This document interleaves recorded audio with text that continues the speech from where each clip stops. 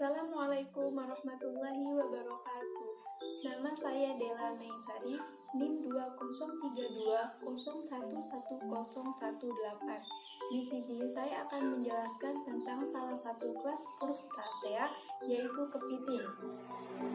Kepiting terbagi menjadi beberapa jenis, yaitu kepiting jantan, kepiting yuyu, kepiting cakra, kepiting bakau, kepiting rayungan, dan kepiting kenari.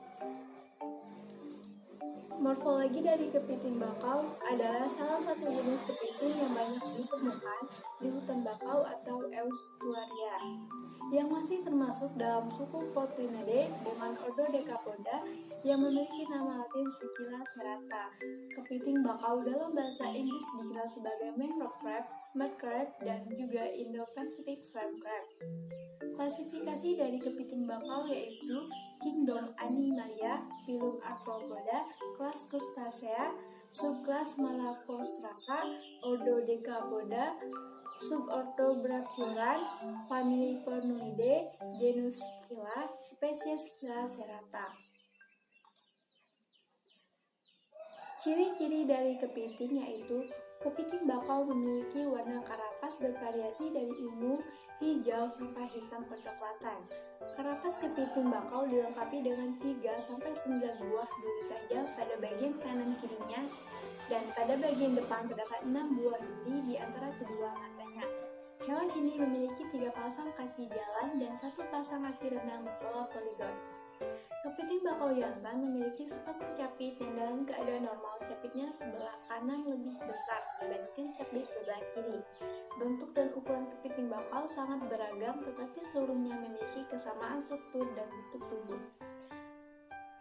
Tubuh kepiting ditutupi dengan karapas atau carapace yang berfungsi sebagai pelindung organ bagian dalam kepiting jantan.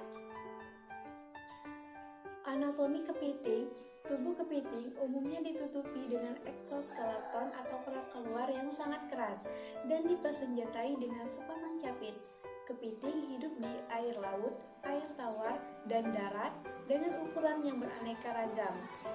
Walaupun kepiting mempunyai bentuk dan ukuran yang beragam, tetapi seluruhnya mempunyai kesamaan pada bentuk tubuh. Seluruh kepiting mempunyai chelipeds dan 4 pasang kaki jalan. Pada bagian kaki juga dilengkapi dengan kuku dan sepasang penjepit. Chelipeds terletak di depan kaki pertama, dan setiap jenis kepiting memiliki struktur chelipeds yang berbeda-beda. Chelipeds dapat digunakan untuk memegang dan membawa makanan, menggali, membuka mulut kerang, membuka kulit kerang, dan juga sebagai senjata dalam menghadapi musuh. Di samping itu, tubuh kepiting juga ditutupi dengan carapace. Carapace merupakan kulit yang keras atau dengan istilah lain exoskeleton atau kulit luar yang berfungsi untuk melindungi organ dalam bagian kepala, badan, dan insang. Kepiting sejati mempunyai 5 pasang kaki. Sepasang kaki yang pertama dimodifikasi menjadi sepasang capit dan tidak digunakan untuk bergerak. Di hampir semua jenis kepiting, kecuali beberapa saja misalnya Raninoida, perutnya terlipat di bawah timpal torak. Bagian mulut kepiting ditutupi oleh maxilliped yang rata, dan bagian depan dari carapace tidak membentuk sebuah rostrum yang panjang. Insang kepiting terbentuk dari pelat-pelat yang pipi atau pilobrachid, mirip dengan insang udang, namun dengan struktur yang berbeda. Insang terdapat di dalam tubuh berfungsi untuk mengambil oksigen, biasanya sulit dilihat dari luar. Insang terdiri dari struktur yang lunak terletak di bagian bawah carapace, sedangkan mata menonjol keluar berada di bagian depan carapace. Selanjutnya, berdasarkan anatomi tubuh bagian dalam, mulut kepiting terbuka dan terletak pada bagian bawah tubuh. Beberapa bagian yang terdapat di sekitar mulut berfungsi dalam memegang makanan dan juga memompahkan air dari mulut ke insang. Kepiting memiliki rangka luar yang keras sehingga mulutnya tidak dapat dibuka lebar. Hal ini menyebabkan kepiting lebih banyak menggunakan sapit dalam memperoleh makanan. Makanan yang diperoleh dihancurkan dengan menggunakan sapi, kemudian baru dimakan. Kepiting bakau ukurannya bisa mencapai lebih dari 20 cm. Sapi pada jantan dewasa lebih panjang daripada sapi betina.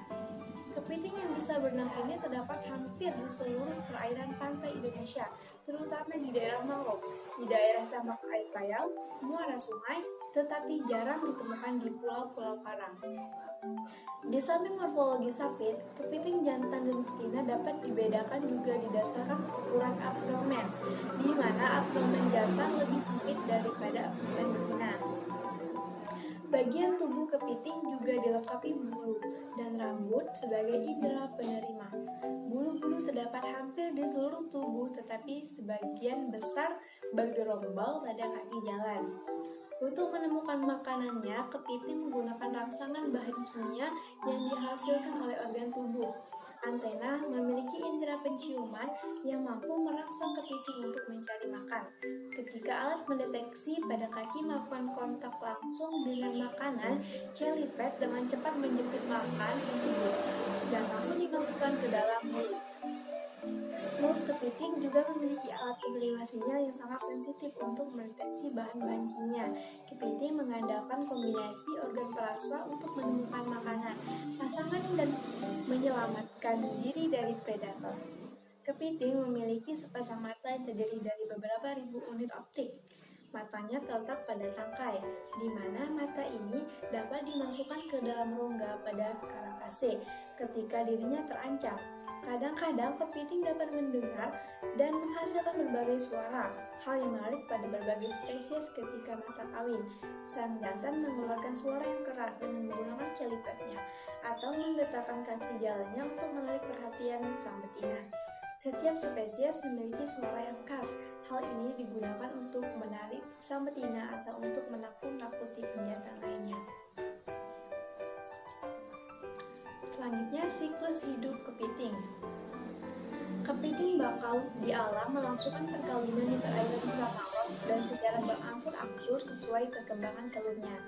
Kepiting bakau betina akan bermigrasi ke perairan laut atau menjauh dari pantai untuk mencari perairan yang parameter lingkungannya, terutama suhu dan sanitaritas perairan yang cocok sebagai tempat memijah. Sedangkan kepiting bakau jantan setelah melakukan perkawinan akan tetap berada di perairan hutan mangrove, tambak atau sela-sela berakar mangrove. Setelah itu, induk kepiting betina bermigrasi ke pantai sambil membawa telur-telur terbuahnya yang diletakkan di pleopod dan akan menetas dalam beberapa minggu. Setelah telur menetas di perairan laut, masuk pada stadia larva tingkat 1 atau zooid 1 yang akan terus berganti kulit atau molting, kemudian terbawa arus ke perairan pantai hingga mencapai stadia zoo kelima atau pasca larva. Kurang lebih 18 hari. Selanjutnya, stadia zoo 5 akan mengalami pergantian kulit menjadi megalopa sekitar 11-12 hari, yang bentuk tubuhnya sudah mirip dengan kepiting dewasa, kecuali masih memiliki bagian ekor. Kemudian memasuki stadia juvenil yang disebut juga stadia kepiting muda karena sudah berbentuk kepiting dengan organ tubuhnya yang melengkap. Dari tingkat megalopa kepiting muda memerlukan waktu sekitar 15 hari. Kepiting bakau muda akan memigrasi kembali ke hulu estuari, kemudian berangsur-angsur memasuki hutan mangrove, hingga berkembang menjadi kepiting bakau dewasa. Menurut Juana, dalam pertumbuhannya, kepiting dewasa melakukan pergantian kulit atau molting sebanyak 17-20 kali, bergantung pada kondisi lingkungan dan ketersediaan makanannya. Kemudian mampu bertahan hidup selama 2-3 tahun. Selanjutnya, peran kepiting di dalam pesisir, yaitu untuk konservasi nutrien dan peran tertinggi mineralisasi.